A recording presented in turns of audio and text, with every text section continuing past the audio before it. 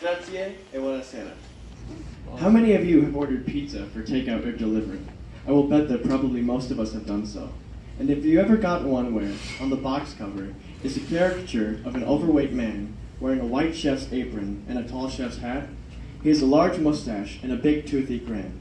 Most of the time, he's flashing the OK sign with his hand. I would also venture to say his name is Tony. Tony the Pizza Man. Tony, who struggles with his English. Tony, who talks like this. Tony is an unfortunate product of the mass media, and I just cringe when I see this classic yet overused, unfortunate stereotype which has been perpetuated by Hollywood and television over the past half-century. I visited the homeland of my paternal grandparents a few years ago. I didn't see a typical Tony working at the pizza ovens. Rather, a young, vibrant, and hard-working population throughout the cities we visited. Rome, Venice, Milan, Florence, Pisa, Naples, and Sorrento. When the largest migration of Italians came to America in the early 20th century, the majority had a huge disadvantage, the language barrier. But rather than seeking government assistance, legal forms in their native language, or rights for equal opportunities, they struggled to improve their communication and worked hard, taking the menial jobs that no one else wanted, simply to survive and raise families in this new world. Their heavy accents were subject to ridicule, and little is written about the discrimination against them.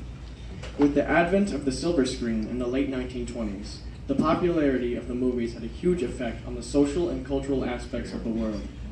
What was portrayed on the screen was accepted as the norm and as reality. Italians were demonstrated as gangsters and mobmen. They were loud, violent, and threatening. Sadly, a Princeton-based survey in 2000 determined that 74% of adults have the notion that Italian Americans have a connection to organized crime. The successful film, The Godfather, continued to perpetuate this notion of the ties to criminal activity. We can also thank television for the critically acclaimed show, The Sopranos, for bringing this stereotype even closer to home. As a dysfunctional suburban mob-based New Jersey family, the show begs the question, aren't all Italians like this? You know we are not.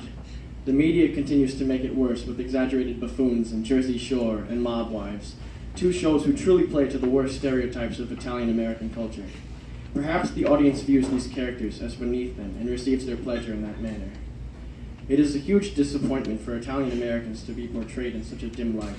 Robert Viscusi, a writer and English professor at Brooklyn College, stated that the negative images may have flourished in part because Italian-Americans tend to shy from collective action and are generally seen as not having suffered nearly as much as other immigrants to America. We've had suffering, but nobody buys it. For those comments, perhaps we are our own worst enemy. The gangster, the boxer, the buffoon, Tony the Pizza Man. Isn't it time to put these sad souls to rest? The Italian culture is one filled with the essence of innovation and creativity. The birthplace of the Renaissance was in Florence, and Rome was once the center of the world. We have an incredible amount to be proud of, a wealth of family tradition, values, art, music, and the finest foods on this earth. The pride of our heritage must shine forth, and we must not allow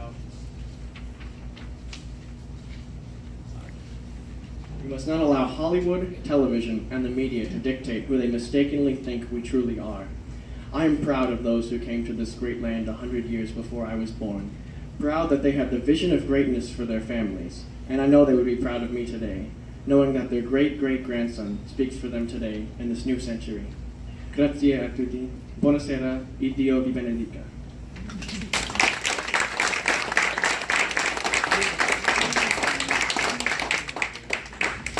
And now without the alligator medal. And your book.